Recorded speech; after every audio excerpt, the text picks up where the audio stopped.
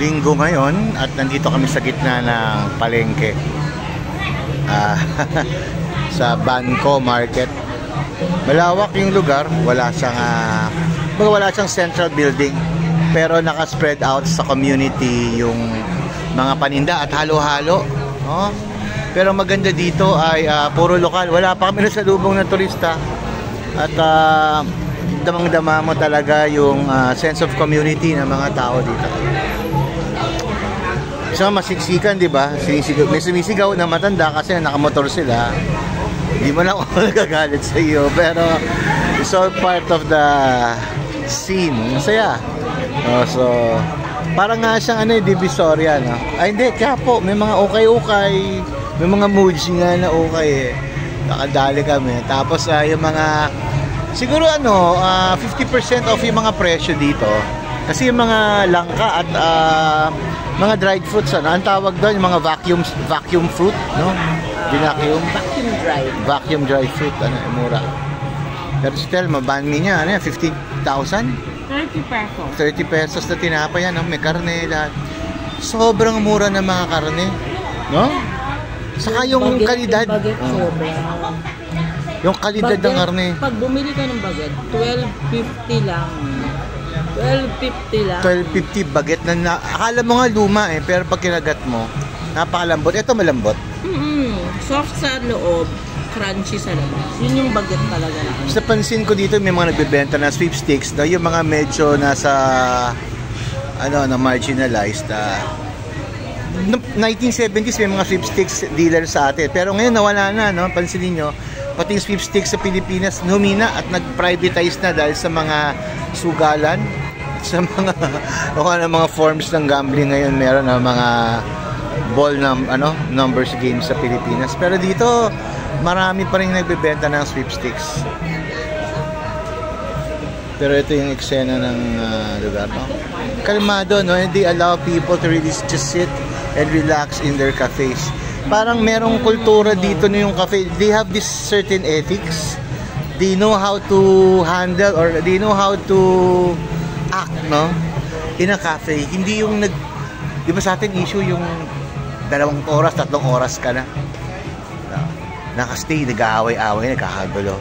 Pero sa isang banda rin dito, walang monopolyo yung mga kapihan o yung mga businesses. Sobrang nagtatribe yung mga maliliit na mga businesses. Okay? Small and medium enterprises. Well, they might be traders, but you can still see the different Vietnamese products, no? Sa mga maliliit na mga tindahan.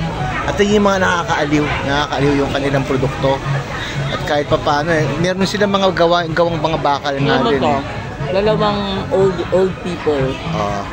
Diba? Old na sila, senior, look at that, diba? Upo lang sila. Drink coffee. Alam mo, hindi mo kailangan mag-dress up to enjoy very, very good coffee. Sa mga pamilya, oo. Probably namamalengke si nanay. The boys are all here. Waiting for them. Tapos marami mga banh mi stand talaga. No, it's part of their daily lives.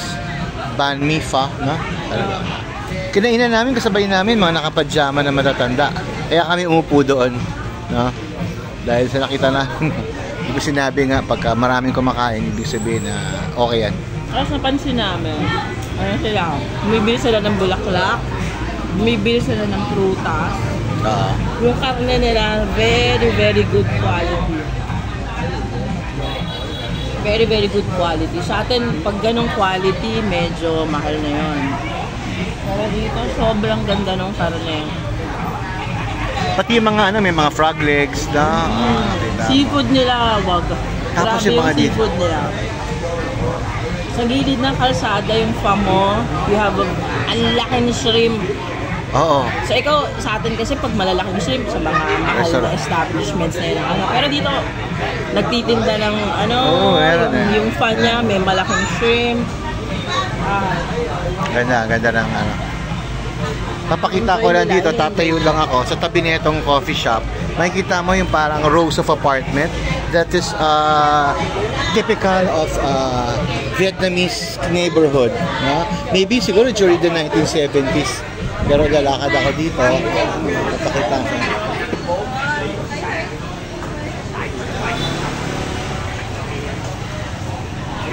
Dito.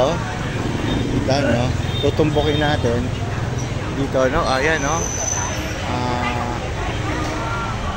Meron doon sa isang lugar na medyo gentrified.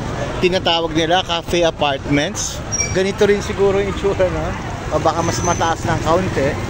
Pero dito, nandito yung business at thriving talaga. Mga tao. Ang ganda ng lugar. Dynamic and can feel the sense of community in this place. Medyo no,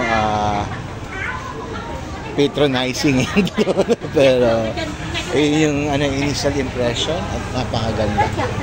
Very good. Sa term nila, Sindep. Beautiful.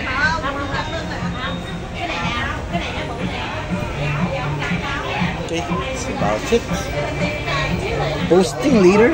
Post ko lang to eh. Post ko lang talaga. Yung 6:30.